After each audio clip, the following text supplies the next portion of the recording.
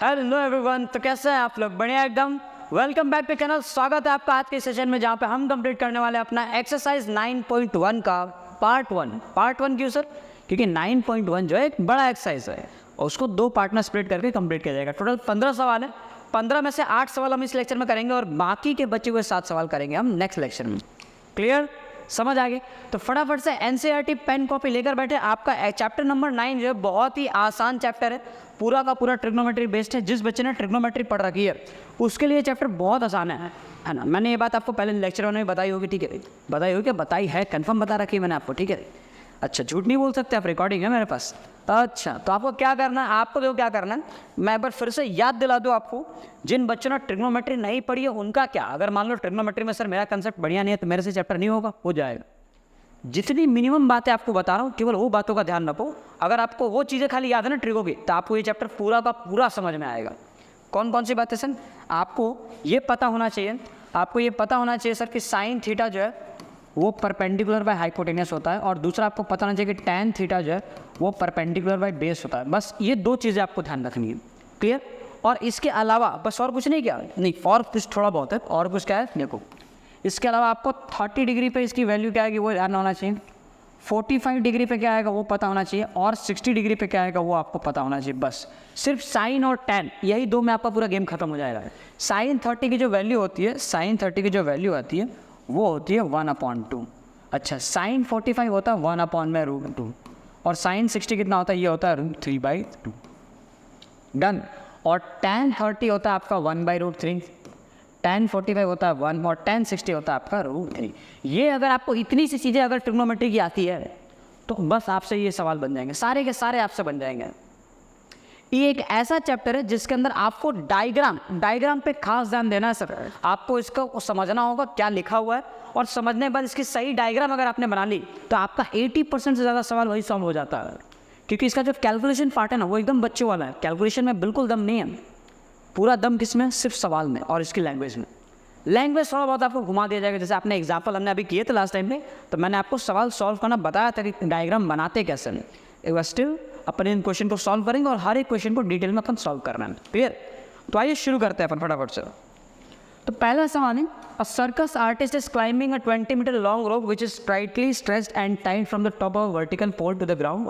Find the height of the pole if the angle made by the rope with the ground is 30 degree, ground level is 30 degree. ठीक है, एक काम करो, एक right angle triangle बना लिया हमने। ठीक है, हमने एक राइट एंगल ट्रायंगल बना लिया। ठीक है, आप मान लीजिए कि ये एक पोल है, हमारे पास ये एक पोल दिया हुआ है। ठीक है, इसका नामकरण कर लो, ABC कर दिया हमने। ठीक है, और ये जो है, ये एक काम करो, इसको जो है थोड़ा सा ऐसे कर दो। डन है, ओके। आप इसको जो है, इसको एक काम डिलीट कर देते हैं, यहाँ पे लिख देते हैं C। हो गया? अच्छा सर, अब देखो, एक circus artist is climbing a 20 metre long rope. तो मान लीजिए कि ये हमारा पोल है, ये हमारा पोल है। अब हालांकि आपको डिटेल में लिखना पड़ता है एग्जाम में, बट ये इतना डिटेल में हम यहाँ पर नहीं लिख पाएंगे ना। आपको मैं पहला क्वेश्चन है, let AB be the pole, let AB be the pole. ठीक है, AB को हमने मान लिया pole of height H, pole of height H। तो AB जो है वो हमारा पोल है और इसकी हाइट कितनी है? H है। अच्छा, आपको जो है ना, AB हमारा पोल हो गया, AC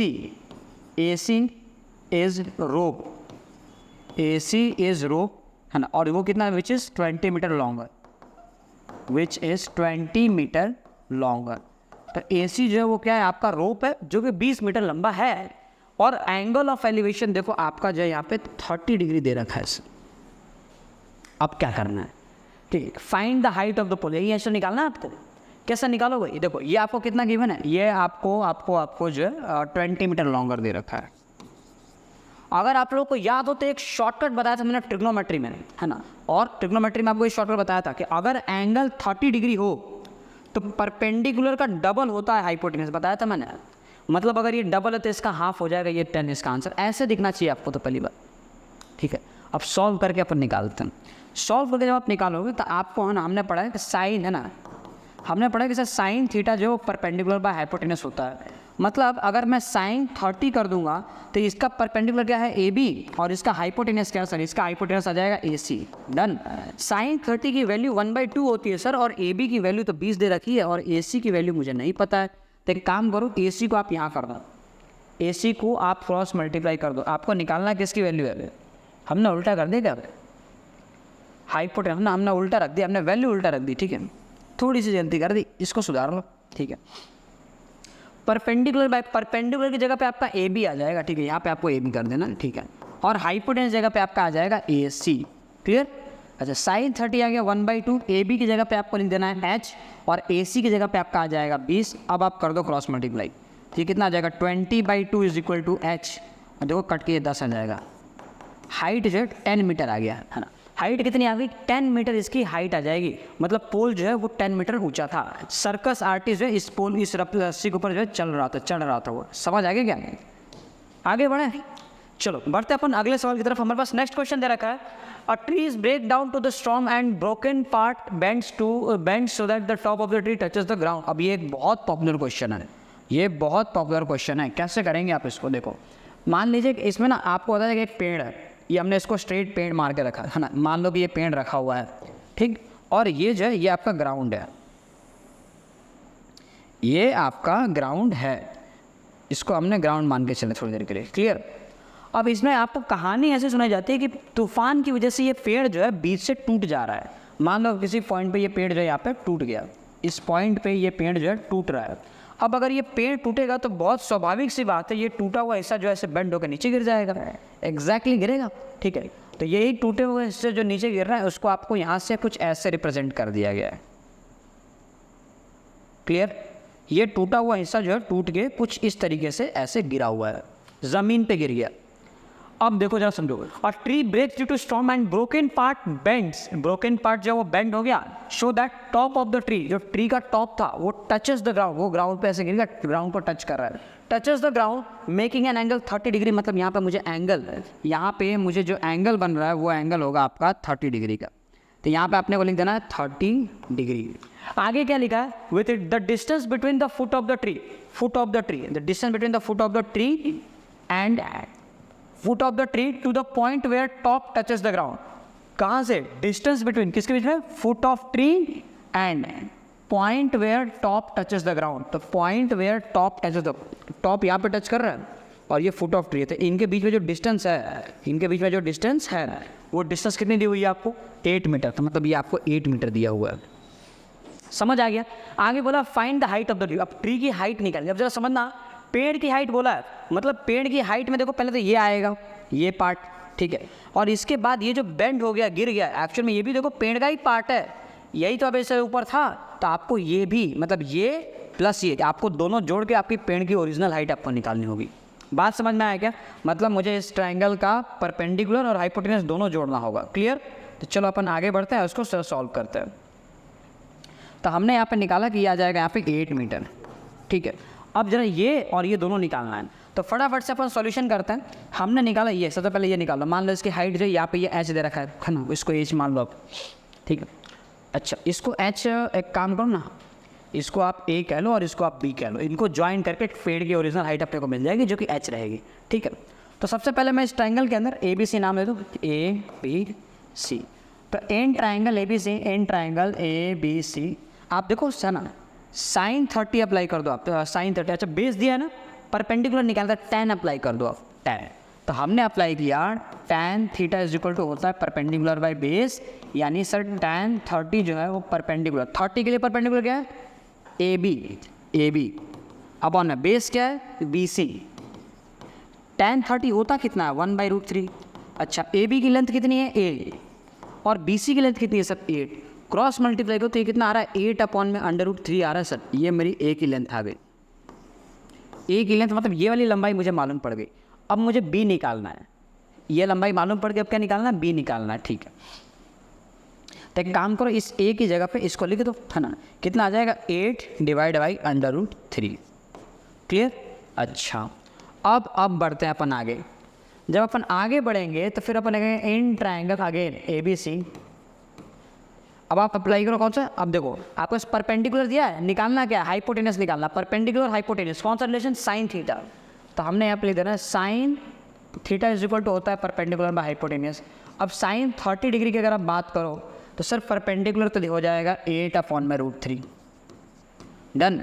अच्छा, और इसका जो बेस है, एक काम करो इसको पहले लिखो आप वैल्यू के टर्म में, साइन 30 परपेंडिकुलर, परपेंडिकुलर क्या है, ए बी, तो इसको ए बी लिख दे रहा हूँ मैं, और इसका हाइपोटेनस क्या है, ए सी है, तो इसको ए सी लिख देते हैं अपन। तो साइन 30 हो गया 1/2, ए बी की जो लंबाई है वो आपको दिख रही है कि ये आ रहा है सर 8/√3, और ए सी की लंबाई आपको कितनी दे रखी है, बी, तो यहाँ पे आप कर दो बी।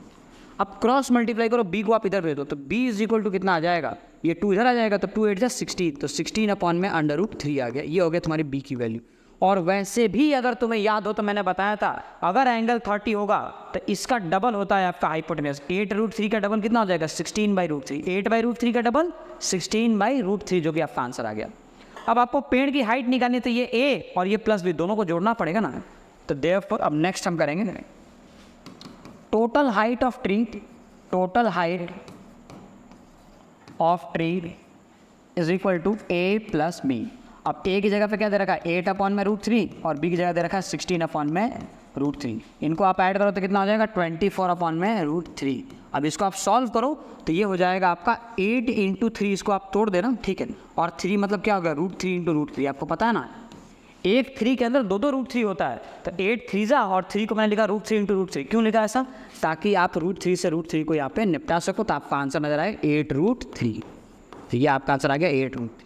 इतना मीटर जो है पेड़ की हाइट थी, ओरिजिनल हाइट थी पेड़ की इतनी, समझ आ गया। जैसे आगे बढ़ें, अगला सवाल, और contractor plans to install 2 slides for the children to play in a park for the children below the age of 5 years, ठीक है। तो एक कॉन्ट्रैक्टर है, ठीक है, उसने जो ये प्लेग्राउंड है ना, प्लेग्राउंड के अंदर स्लाइड्स लगाए, ठीक है, एक 5 साल से छोटे बच्चों के लिए और एक उसने लगाया है 5 साल से बड़े बच्चों के लिए, एक उसने लगाया है 5 साल से बड़े बच्चों के लिए, क्लियर, एक छोटा और एक बड़ा कर दिया, अपन ने आपको समझ में आना चाहिए।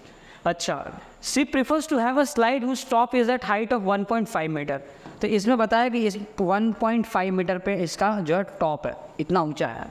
आगे क्या बोला, and is incline at an angle of 30 degree, इसका एंगल जो है 30 डिग्री, देखो अगेन 30 डिग्री परपेंडिकुलर का डबल ही हो जाएगा, हाइपोटेनस ही आ जाएगा आपका 3 मीटर, देख के आंसर आना चाहिए आपको, समझ आया। बट अगेन अपन सॉल्व करेंगे इसको, ठीक है, यहाँ तक हो गया। Whereas for elder children, ये बड़े बच्चों के लिए, she want to have a steep slide at a height of 3 metre, इसकी हाइट ही 3 मीटर है, and incline at an angle of 60 degree, और एंगल दे दिया यहाँ पे आपको 60 डिग्री। अब आपको क्या पूछा है, what should be the length of the slide in each case, तो स्लाइड की लेंथ इसमें भी निकालो और स्लाइड लेंथ इसमें भी निकालो, ठीक है। आप देखो परपेंडिकुलर दिया, तुमसे हाइपोटेनस पूछा, यानी साइन थीटा का केस हो जाएगा, साइन थीटा का केस हो जाएगा, आप लिख लो इसको PQR, इसको कर दो XYZ, XYZ, तो ये क्या हो जाएगा, इन ट्राइंगल PQR।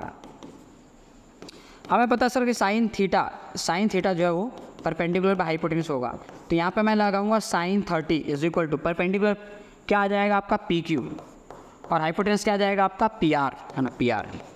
ये हो गया 1/2, PQ की लेंथ आ गई 1.5, और PR आपको नहीं पता है, PR को क्रॉस मल्टीप्लाई कर दो, सो PR इज इक्वल टू 1.5 × 2 आपको मिल जाएगा 3 मीटर। यानी पहला वाला जो है ना, छोटे बच्चों जो 5 साल से छोटे बच्चों का है ना, उनकी जो स्लाइड है उसकी लेंथ आ जाएगी 3 मीटर। अब इस वाले ट्राइंगल को सॉल्व करें, इस वाले ट्राइंगल जब आप सॉल्व करोगे है ना, तो इन ट्राइंगल XYZ है, तो हमें फिर से लगाना sine theta is equal to होता है परपेंडिकुलर बाय हाइपोटेनस, तो sine 60 degree is equal to perpendicular कितना है इसका XY अपॉन हाइपोटेनस कितना है इसका XZ, तो ये हो जाएगा तुम्हारा √3/2 इज इक्वल टू XY की जगह पे आपको रख देना है 3, तो रख दो यहाँ पे 3, और XZ को आप ऐसे छोड़ दो, तो XZ इज इक्वल टू कितना आ जाएगा, 2 3 6/√3, ये आ जाएगा 6/√3। समझ आएगा कि नहीं है, XZ है, XZ क्रॉस मल्टीप्लाई हो जाएगा, और 2 इधर आ जाएगा, 2 3 6, और अपॉन में आ जाएगा √3। इसका मतलब अगर सिंप्लीफाई करें तो XZ इज इक्वल टू 6 को आप क्या लिखेंगे, आप लिख सकते हैं 2 × 3, और अपॉन में क्या है √3। देखो एक √3 से कट के ये √3 बचाएगा, तो यानी XZ की जो वैल्यू आ जाएगी वो आ जाएगी 2/√3, 2/√3 इसकी वैल्यू आ जाएगी। समझ आ गया, क्लियरली समझ गया आप, आगे बढ़े अपन, चलो भाई अगला सवाल।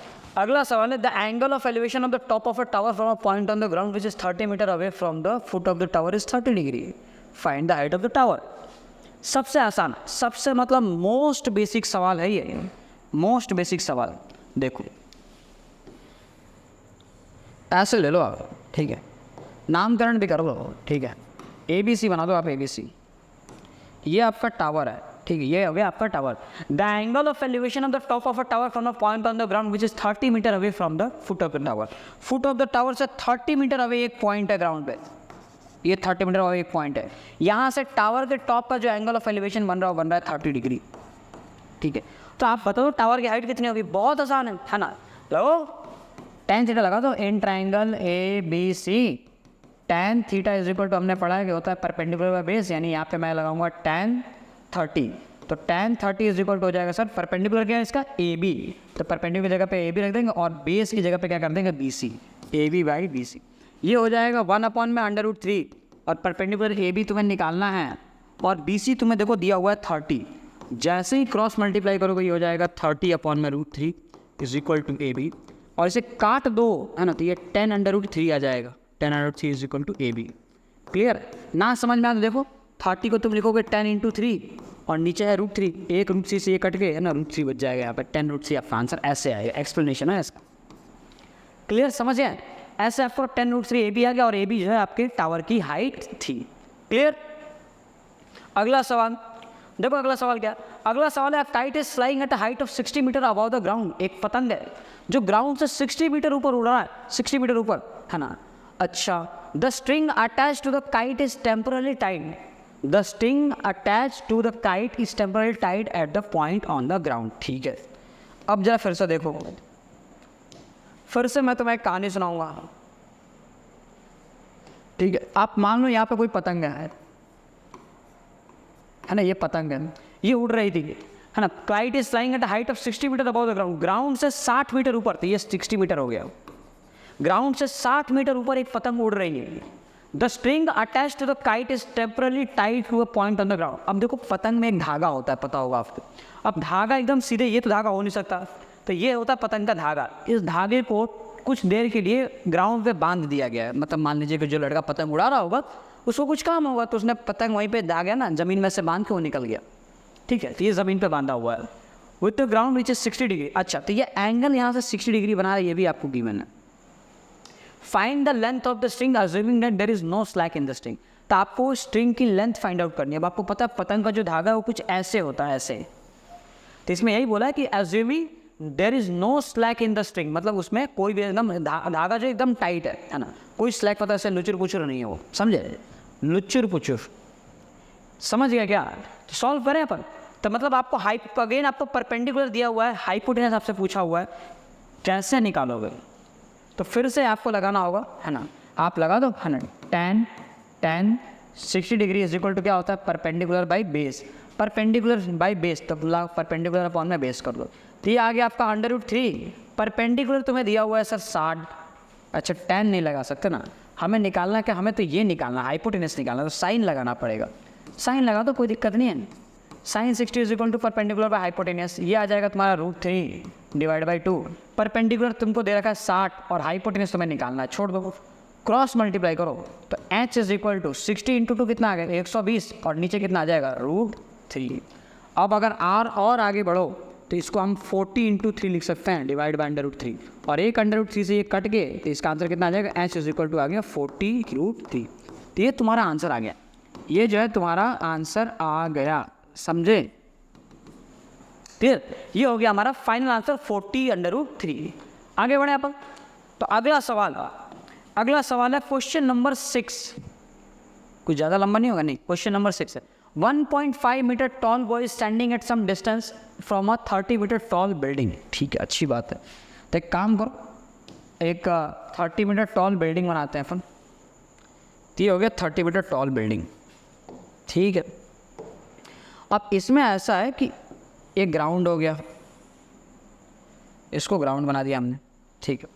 अब इसमें 1.5 मीटर टॉल एक लड़का है, तो हमने काम किया यहाँ से 1.5 मीटर का एक लड़का बना दिया है। क्लियर है? Okay, done. अब नेक्स्ट लाइन में क्या करना है सर, अब नेक्स्ट लाइन में ये 1.5 मीटर का लड़का है, इसको आप यहाँ से ऐसे ज्वाइन कर दो। क्लियर है? ओके सर, इसको ज्वाइंट भी कर दिया सर। ओके, अब देखो ये जो लेंथ है ना, इस लेंथ को कहा गया 1.5 मीटर। ठीक है, अब देखो जरा इसमें क्या कंसेप्ट है, आपको मैंने पहले ही बताया था, ये एग्जाम्पल में भी ऐसा सवाल था। हमेशा आपको बताया जाता है कि ग्राउंड से आप टावर के टॉप पे देख रहे हो, जबकि रियलिटी ये है कि ग्राउंड पे जो भी लड़का या लड़की खड़े होगा, जो भी इंसान खड़ा होगा, वो ग्राउंड से नहीं, वो ग्राउंड से हल्का सा ऊपर देखेगा, क्योंकि उसकी हाथ पैर होंगे और सर तो उसका ऊपर होगा और आँख यहाँ पे है, तो वो यहाँ से एक्चुअल में चीज़ों को देख रहा होगा, मतलब वो एक्चुअल में कुछ ऐसा होगा। ये बात समझ आ रही कि नहीं आ रही? ज़मीन पे थोड़ी अपनी आंखें निकाल कर रखते हैं देखने के लिए वो, बट क्योंकि टावर वगैरह इन सब की हाइट बहुत ज़्यादा होती है, बहुत ज़्यादा, तो उसके कंपैरिजन में ये बहुत छोटा हो जाता है, इसलिए इसको कंसिडर किया ही नहीं जाता, इसको काउंट नहीं करते, इसको मान लेते हैं कि ये ज़मीन के ऊपर ही है। ऐसा कैलकुलेशन को आसान बनाने के लिए छोटे मोटे एरर आएंगे, उससे छोटी मोटी गलतियाँ हो जाएगा, कोई फर्क पड़ेगा नहीं। लेकिन जब मान लो चीज़ें छोटी हो, जैसे ये बहुत बड़ा नहीं है, 30 मीटर की एक बिल्डिंग है ना, और इसमें लड़के की हाइट तो दे रखी है 1.5 मीटर टॉल। अब लड़के की अगर हाइट तुम्हें पहले से दे रखी है 1.5 मीटर टॉल, इसका मतलब ये है कि 1.5 मीटर ऊपर यहाँ से तुम्हें नज़र देखना पड़ेगा, क्योंकि ये इतनी तो उसकी ऊंचाई है और सर हमेशा ऊपर होता है, तो ऊपर से हम देख रहे हैं, इसलिए 1.5 मीटर आपको ग्राउंड से ऊपर आना पड़ेगा पहले। अगर ये बात समझ गए, अगर आप ये बात समझ गए तो आपका काम जो है आसान हो जाएगा सर। ठीक है, देखो आपका काम जो है यहाँ से आसान हो जाएगा। ठीक है, यहाँ से हम कर रहे हैं। ठीक है, देखो इसको हमने कर दिया ऐसे ज्वाइन,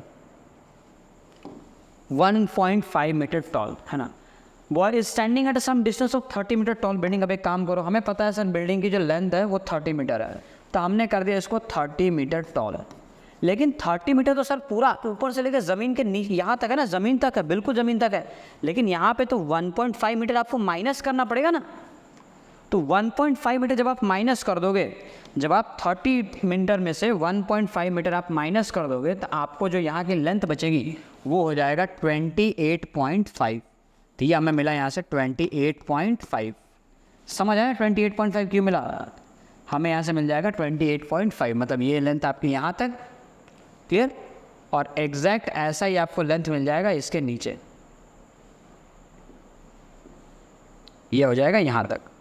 डन, ये हो गया आपका 28.5। 28.5 यहाँ से लेकिन यहाँ तक। और ये जो इतना बचा है सर, ये कितना है? ये है आपका 1.5 मीटर। ये देखो आपने वहाँ पे भी लिखा है 1.5 मीटर, उस साइड लिखा है आपने। समझ गया आप? अच्छा, फिर इसने बोला क्या है यहाँ से, the angle of elevation from his eyes to top of the building increases from 30 degree to 60 degree. अच्छा, 30 डिग्री से 60 डिग्री हो गया, ये कैसे हुआ है? अब जरा और आगे अपन समझते हैं। 30 डिग्री से 60 डिग्री हो गया। ओके, क्या मतलब हुआ सर इसका?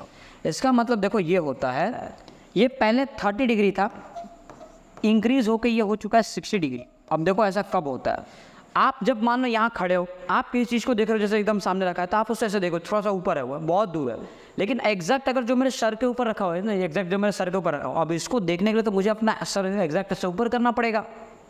तो इससे क्या साबित होता है, जैसे आप चीज़ों को करीब जाओगे ना, आपको जो अपना सर ऊपर करना पड़ेगा उसको इसे देखने के लिए। इसका मतलब ये है कि ये दूर था तो दूर से इसको ये नज़र आ रहा था, जैसे ये करीब आ जाएगा इसको अपना सर ऊपर उठा के देखना पड़ेगा बिल्डिंग के टॉप पे, इसलिए इसका एंगल 30 से इंक्रीज होकर 60 हो गया। इतनी बात समझ आ गई क्या? फिर आगे क्या लिखा? As he walk towards the building find the distance he walk towards the building. अब आपको बताना है कि इसने कितना डिस्टेंस वॉक किया। ये जो डिस्टेंस है ना, जिसने चला, कितना डिस्टेंस ये चला है जिससे इसका एंगल 30 से 60 हो गया, ये आपको बताना है। यही आपको बताना है कितना डिस्टेंस उसने चला है जिससे उसका एंगल जो है 30 से 60 आ गया। अब ये कैसे निकालेंगे सर, ये कैसे मुमकिन है? ये बिल्कुल मुमकिन है, ध्यान से देखना कैसे किया जाएगा। ठीक है, पहले आप 30 डिग्री वाला ट्रायंगल सॉल्व करें, 30 डिग्री वाला सबसे बड़ा वाला ट्रायंगल। ठीक है, तो हम 30 डिग्री वाला ट्रायंगल सॉल्व करेंगे, तो इसका नामकरण कर दो क्या मैं? चलो मान लो ये ए है, इसको हम बी कह रहे हैं। ठीक है, इस पॉइंट को कह दिया सी, इसको कह लो डी, ये हो जाएगा ई। ठीक है, इसको कह दिया अपन ने एफ। क्लियर? ठीक है, डन। अच्छा, और कुछ करना है क्या? नहीं, इतना काफ़ी है, इतना बहुत काफ़ी। ठीक है, और एक और कुछ छोटी मोटी मान्यता आप ध्यान रखो, छोटी मोटी मान्यता और मैं आपको बता दूं। ठीक है, देखो यहाँ से जो यहाँ तक की जो लेंथ है ना, यहाँ से लेकर यहाँ तक जो है, इसको आप ए मान लो। ठीक, इसको जो है हम ए मान लेते हैं, ठीक। और यहाँ से यहाँ तक का जो डिस्टेंस है ना, इसको हम बी कह लेते हैं। मतलब हमें बी ही तो निकालना है बेसिकली। मुझे क्या निकालना है? मुझे निकालना है बी, क्योंकि ए तो यहाँ तक है और बी क्या है? बी, यही तो डिस्टेंस जितना वो चला है, ये मुझे बी निकालना है। बात समझ में आ गई क्या? अब चलो आगे बढ़ते हैं। तो हमने लिया पहला ट्राइंगल, तो एन ट्राइंगल कौन सा? ए बी और ई, ए बी ले लो, इन ट्राइंगल्स ए बी। इस ट्राइंगल के अंदर 30 डिग्री है ना, आपको ये दिया हुआ 28.5 और आप बेस है ना, परपेंडिकुलर और बेस का आपको रिलेशन ढूंढना है। तो in triangle A B tan 30 degree, tan 30 is equal to होता है परपेंडिकुलर बाय बेस होता है। तो परपेंडिकुलर तुम्हें दिया हुआ है 28.5। अच्छा, बेस कितना दिया हुआ? बेस तुम्हें दिया हुआ ए, ध्यान रहे। अच्छा, ए दिया है क्या? नहीं, देखो ए बी मतलब बड़ा वाला ट्राइंगल, तो बड़े वाले ट्राइंगल में ये ए और प्लस ये बी करना पड़ेगा आपको, तो इसका बेस हो जाएगा ए प्लस बी। ध्यान से समझ लेना, क्यों? क्योंकि ए बी बड़े वाले ट्राइंगल के अंदर ये ए आएगा और प्लस ये भी तो आ जाएगा बी, तो ए प्लस बी हो जाएगा बेस। अब tan 30 की वैल्यू होती है 1/3 is equal to 28.5 A plus B. अब यहाँ से क्रॉस मल्टीप्लाई करो तो ये क्या हो जाएगा? A plus B is equal to √3 into 28.5। पहला पार्ट क्लियर हुआ कि नहीं हुआ? ये हमने एक इक्वेशन निकाला, हमारे पास a प्लस बी की वैल्यू आ गई, a प्लस बी की वैल्यू इतनी आ गई हमारे पास। इसको ऐसे कैसे छोड़ दो? अब आ जाओ आप दूसरे वाले ट्राइंगल में। अब हम एंटर हो रहे हैं दूसरे वाले ट्राइंगल के अंदर। अच्छा, दूसरे ट्राइंगल में क्या है सर? दूसरे वाले ट्राइंगल में आप देख पाओगे इन ट्राइंगल कौन सा? ए बी एफ ट्राइंगल ले रहा है, in triangle A B F. आप अप्लाई करो tan, इसमें ए बी एफ में क्या हो जाएगा? 60 डिग्री, तो tan 60 is equal to perpendicular by base. तो परपेंडिकुलर क्या है? 28.5, इसमें भी आ गया 28.5। अच्छा, लेकिन इस छोटे वाले ट्राइंगल का, ये छोटा ट्राइंगल इतना ही, तो इसका बेस कितना है? इसका बेस सिर्फ ए आएगा, तो इसका बेस आ गया ए। तो क्रॉस मल्टीप्लाई करो, देखो ये हो जाएगा आपका √3 28.5 क्रॉस मल्टीप्लाई करो तो ए इज इक्वल टू कितना आ गया? 28.5 √3 आ गया। डन, ये हो गया आपकी दूसरी वैल्यू। अब जरा आप बुद्धि लगाएं, है ना, तो आपको नज़र आएगा मुझे निकालना बी था। अगर मैं a प्लस बी में से a को सब्ट्रैक्ट कर दूंगा, ध्यान से देखना, a प्लस बी में से अगर a मैं घटा दूं तो मेरे पास क्या बचेगा? केवल b बचेगा। मतलब मुझे इन दोनों को माइनस कर देना चाहिए। समझ आया कि नहीं आया? तो मैं यहाँ से दोनों को माइनस कर दूंगा, मतलब a प्लस बी में से मैं माइनस कर रहा हूँ a को, और यहाँ पे a प्लस बी की वैल्यू कितनी है? 28.5 √3, और इसमें से मैं माइनस कर रहा हूँ 28.5 √3। बस हो गया आपका काम। देखो ए से कट गया, यहाँ से क्या मिला आपको? b। तो b is equal to LCM लो, √3 टू √3 कितना आ जाएगा? 3। तो 3 times of 28.5 minus 1 times of 28.5, ठीक है, अपॉन में 3 आ जाएगा, √3 आ जाएगा। अब जरा ध्यान से सुनना, ये 3 टाइम्स है और ये 1 टाइम्स है। आप इसको सॉल्व मल्टीप्लाई कर सकते हो, लेकिन कॉम्प्लिकेटेड मत करो। आप जरा समझो, ये 3 टाइम्स है और ये 1 टाइम है। 3 - 1 कितना हो जाएगा? 2 टाइम्स। मतलब b इज इक्वल टू हो जाएगा 2 टाइम्स ऑफ 28.5 और अपॉन में आपका आ जाएगा √3। अब 28.5 का डबल है ना, तो ये आ जाएगा तुम्हारा 57 और अपॉन में आ जाएगा √3। अब इसको और सिंप्लीफाई करो तो आप इसको 19 3 लिख सकते हो और अपॉन में √3, और √3 से ये कैंसिल होके आपका आंसर दे देगा यहाँ पे 19/3। 19/3 जो है इसका करेक्ट आंसर हो जाएगा। मतलब 19√3 मीटर ये लड़का आगे आया था। समझ आ गई बात? तब जाकर उसका एंगल इतना चेंज हुआ था। Done, okay. नेक्स्ट क्वेश्चन हमारे पास, from a point on the ground the angle of elevation of the bottom and the top of a transmission tower. अच्छा, from the point on the ground the angle of elevation of the bottom and the top of a transmission tower fixed at the top of 20 metre है। अच्छा, समझ गया मैं। तो पहली बात तो आपको ये बोला गया है कि एक 20 मीटर था ना, 20 मीटर की एक बिल्डिंग है। तो पहले तो आप बिल्डिंग बना लेते हैं अपने, इसको थोड़ा और नीचे लेके आ जाते हैं। ये है 20 मीटर की बिल्डिंग। इस 20 मीटर की बिल्डिंग के ऊपर एक ट्रांसमिशन टावर फिक्स्ड है, एक ट्रांसमिशन टावर फिक्स्ड है, जिसको और पतला कर देते हैं अपन, ठीक है, और थोड़ा छोटा भी, और इसका कलर भी हम जो है चेंज कर लेते हैं। इसको इस कलर का कर दीजिए, ठीक है, डन, ओके। इसको यहाँ पे हमने रख दिया। ये हो गया आपका ट्रांसमिशन टावर, ठीक है। ये 20 मीटर की टॉल बिल्डिंग है, ये ऊपर की ट्रांसमिशन टावर है। बिल्डिंग की जो लेंथ आपको दी हुई है 20 मीटर, तो मैं यहाँ से लेके यहाँ तक की जो लेंथ है इसे मैं लिख देता हूँ 20 मीटर, और इसकी जो लेंथ आएगी उसको हम कह देते हैं h। क्लियर हो गई बात? अब आगे सुनो, ये ग्राउंड पे है बिल्डिंग, तो बिल्डिंग के लिए आप इसको ऐसे है ना, आप इसको ऐसे फैला दो, ये आपकी बिल्डिंग ग्राउंड हो गई। अब इस ग्राउंड से एक लड़का जो, ठीक है, एक लड़का इस ग्राउंड से चीज़ों को ऑब्जर्व कर रहा है, इस ग्राउंड से एक चीज़ों को वो ऑब्जर्व कर रहा है। मतलब यहाँ से आपको बनानी इमेजिन लाइन, इस पॉइंट से वो इस बिल्डिंग के ऊपर है ना, जो ट्रांसमिशन टावर है उसके बॉटम पे देख रहा है, और फिर इसी पॉइंट से वो इस बिल्डिंग के ऊपर जो ट्रांसमिशन टावर लगा उसके टॉप पे भी देख रहा है। दोनों बातों में देखो बहुत फ़र्क है ना, ध्यान समझ लेना, दोनों में बहुत फ़र्क आएगा, है ना। पहला क्या दिया हुआ था, पहले आपको गिवन है, इसको थोड़ा सा और छोटा करना पड़ेगा मुझे ऐसा लग रहा है। हाँ ठीक है, ये इतना बहुत इनफ है। सवाल को समझो, एक बिल्डिंग का एक पॉइंट है, ठीक है, इस पॉइंट से वो जो लड़का है, ठीक है, वो ट्रांसमिशन टावर जो फिक्स है, एक बार उसके बॉटम पे देखता है और अगली बार इसके टॉप पे देखता है, बॉटम पे और टॉप पे, तो दोनों ही केस में एंगल अलग अलग बनेगा। यहाँ पे देखो क्या दिया हुआ है, transmission tower fix 20 metre high building are 45 degree and 60 degree. तो पहली बार में जो उसका एंगल था 45 डिग्री था, और बाद में ना बॉटम एंड टॉप, तो जब वो बॉटम में देख रहा था तब उसका एंगल ऑफ एलिवेशन जो है वो 45 डिग्री था, और जब वो टॉप पे देख रहा तब उसका एंगल ऑफ एलिवेशन जो है वो 60 डिग्री था। तो आपसे क्या पूछा है, find the height of the tower, ये आपको ट्रांसमिशन टावर की हाइट निकालनी है। अगेन बड़े आसानी से इसे निकाल सकते हैं। देखो ट्रायंगल का पहले नाम रखना पड़ेगा, है ना, तो आप इसे कर दो A, इसे कह दिया हमने B, और ये हो गया आपका C, ठीक है, और इस पॉइंट को कह देते हैं D, इस पॉइंट को हमने कह दिया D। समझे? अब आ जाओ सॉल्व करते हैं। तो हम पहले लेंगे इन ट्रायंगल ABC ले लेते हैं, ABC बड़ा वाला ट्रायंगल है ना, बड़े वाले ट्रायंगल में। जब आप बड़ा वाला ट्रायंगल लोगे तो बड़े वाले ट्रायंगल में ABC में एंगल देखो 60 डिग्री का बन रहा है बड़े वाला ट्रायंगल में, ठीक है। तो tan 60 अप्लाई करो, तो tan 60 is equal to perpendicular. तो परपेंडिकुलर कितना है इसका, देखो इसका जो परपेंडिकुलर है बड़े वाले ट्रायंगल में, देखो ये h आएगा और प्लस ये 20 आएगा, ये पूरा का पूरा लेना पड़ेगा h प्लस 20। तो इसका परपेंडिकुलर आ जाएगा h प्लस 20 अपॉन में बेस कितना आ जाएगा, बेस तुम्हें नहीं पता, तो काम करो बेस को तुम b ले लो, यहाँ ले लिया हमने b, क्रॉस मल्टीप्लाई करो तो √3 is equal to h plus 20, ठीक है, अपॉन में b डट। अब इस b को क्रॉस मल्टीप्लाई करो आप, है ना, तो b इज इक्वल टू कितना आ गया, h प्लस 20 अपॉन में √3। डन, समझ आ गई बात आपको। नेक्स्ट वाले ट्रायंगल में आपको क्या करना है, इन ट्रायंगल छोटा ट्रायंगल ले लो, कौन सा, DBC, इन ट्रायंगल DBC।